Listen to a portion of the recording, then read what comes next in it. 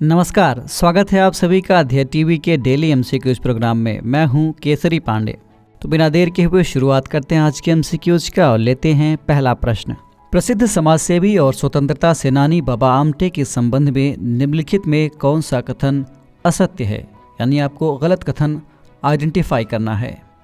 आपके ऑप्शंस हैं: ए, इन्होंने अपना पूरा जीवन कुष्ठ रोगियों की सेवा में समर्पित कर दिया। बी, ये सविनय अवज्ञा आंदोलन से भी जुड़े थे। सी, गांधी जी ने इन्हें अभय साधक की उपाधि प्रदान की थी। और ऑप्शन डी, इन्हें पद्मश्री से भी सम्मानित किया गया था।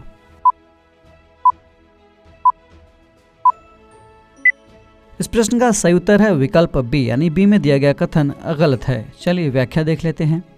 बाबा आमटे एक स्वतंत्रता सेनानी एवं समाज सेवी थे। इनका जन्म 26 दिसंबर 1914 को महाराष्ट्र में हुआ था। वकालत की पढ़ाई पूरी करने के बाद इन्होंने कुछ दिन वकालत की और उसके बाद ये आज़ादी की लड़ाई में शामिल हो गए। साल 1942 के भारत छोड़ो आंदोलन में भी इन्होंने भाग लिया था। गांधीवादी विचारों से प्रभावित होकर ये गांधी जी के अनुयायी बन गए। इनके आचरण से प्रभावित होकर गांधी जी ने इन्हें अभय साधक की उपाधि प्रदान की थी। बाबा आमटे शुरुआत से ही दीन दुखियों की मदद करने में रुचि रखते थे और बाद में इसी को अपना पूरा जीवन इन्होंने समर्पित कर दिया। बाबा आमटे ने जीवन पर्यंत कुष्ठ रोगियों की सेवा की। इसके लिए उन्हें पद्मश्री, पद्म विभूषण और गांधी शांति पुरस्कार जैसे कई पुरस्कारों से सम्मानित किया गया था। कुष्ठ रोगियों की सेवा के अलावा वे वन्यजीव संरक्षण समेत अन्य सामाजिक कामों में भी काफ़ी सक्रिय थे। 9 फरवरी 2008 को इनका देहांत हो गया।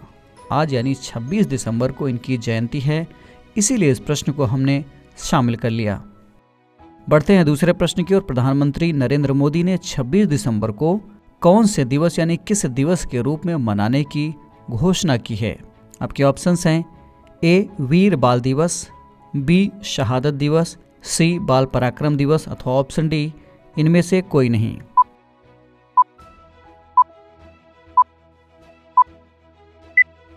इस प्रश्न का सही उत्तर है विकल्प ए, यानी वीर बाल दिवस। व्याख्या देख लेते हैं। प्रधानमंत्री श्री नरेंद्र मोदी ने श्री गुरु गोविंद सिंह जी के प्रकाश पर्व के दिन 9 जनवरी 2022 को घोषणा करते हुए कहा था कि 26 दिसंबर को श्री गुरु गोविंद सिंह के पुत्रों साहिबजादे बाबा जोरावर सिंह जी और बाबा फतेह सिंह जी की शहादत को वीर बाल दिवस के रूप में मनाया जाएगा। दिल्ली में इस दिवस को मनाने के लिए मेजर ध्यानचंद नेशनल स्टेडियम में एक कार्यक्रम का आयोजन किया गया, जिसमें प्रधानमंत्री ने भी भाग लिया। इस कार्यक्रम में लगभग 300 बाल कीर्तनियों द्वारा शब्द कीर्तन भी प्रस्तुत किया गया। इसके अलावा रेलवे स्टेशनों, पेट्रोल पंपों, हवाई अड्डों जैसे सार्वजनिक स्थानों पर डिजिटल प्रदर्शनियां भी लगाई गईं। बढ़ते हैं तीसरे प्रश्न की ओर। लोसर पर्व कहाँ मनाया जाता है? आपके विकल्प हैं: ए, केरल, बी, लद्दाख, सी, मेघालय अथवा ऑप्शन डी, तेलंगाना।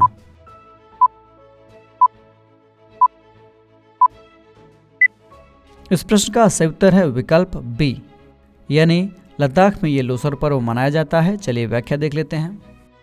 लोसर पर्व लद्दाख में मनाया जाने वाला एक प्रमुख त्यौहार है। लद्दाख के लोग इसे नव वर्ष के आगमन के रूप में मनाते हैं। इस पर्व की शुरुआत हर तरफ रोशनी और खास तरह की सजावट से की जाती है। त्यौहार पर लोग अपने प्रियजनों को उपहार देते हैं। इसके अलावा इस त्यौहार पर बुरी आत्माओं और नकारात्मक शक्तियों से बचने के लिए मेथो नाम का एक जुलूस भी निकाला जाता है। भारत के अलावा तिब्बत, नेपाल और भूटान में भी ये त्यौहार मनाया जाता है। बढ़ते हैं चौथे प्रश्न की ओर। क्रांतिकारी उधम सिंह जी के संबंध में निम्नलिखित में कौन सा अथवा कौन से कथन सत्य हैं? पहला, 13 अप्रैल 1919 को हुए जलियांवाला हत्याकांड से दुखी होकर वे क्रांतिकारी गतिविधियों में सक्रिय हो गए। दूसरा, साल 1924 में वे गदर पार्टी में शामिल हुए थे।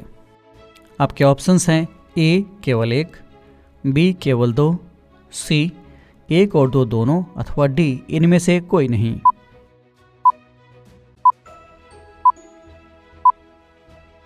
इस प्रश्न का सही उत्तर है विकल्प सी, यानी पहला और दूसरा स्टेटमेंट दोनों सही है। चलिए व्याख्या देख लेते हैं। उधम सिंह 26 दिसंबर 1899 को पंजाब के संगरूर जिले के सुनाम में पैदा हुए थे। इन्हें भारतीय स्वतंत्रता संग्राम के महत्वपूर्ण क्रांतिकारियों में से एक माना जाता है। 13 अप्रैल 1919 को हुए जलियांवाला हत्याकांड से दुखी होकर वे क्रांतिकारी गतिविधियों में सक्रिय हो गए। साल 1924 में वे गदर पार्टी में शामिल हुए। 13 मार्च 1940 को उधम सिंह ने ईस्ट इंडिया एसोसिएशन और रॉयल सेंट्रल एशियन सोसाइटी की कैक्सटन हॉल में एक बैठक में जनरल डायर के स्थान पर माइकल ओडॉयर की हत्या कर दी। गौरतलब है कि जनरल डायर ने ही रॉलेट एक्ट का विरोध कर रहे लोगों पर फायरिंग का आदेश दिया था। खैर, बाद में उधम सिंह को मौत की सजा सुनाई गई और 31 जुलाई 1940 को लंदन के पेंटन विले जेल में भारत मां के इस वीर सपूत को फांसी दे दी गई। बढ़ते हैं आज के इस कार्यक्रम के अंतिम प्रश्न की ओर, यानी 5वें प्रश्न की ओर। बम चक्रवात के संबंध में निम्नलिखित में कौन सा कथन असत्य है? आपके ऑप्शंस हैं। ए, बम चक्रवात की घटना तब घटती है जब वायुदाब यकायक नीचे गिर जाता है।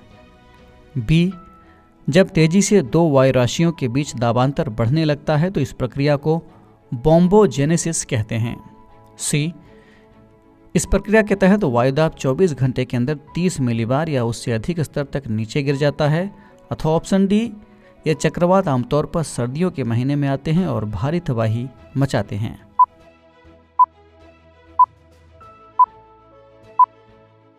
इस प्रश्न का सही उत्तर है विकल्प सी, यानी सी में दिया गया स्टेटमेंट गलत है। चलिए व्याख्या देख लेते हैं।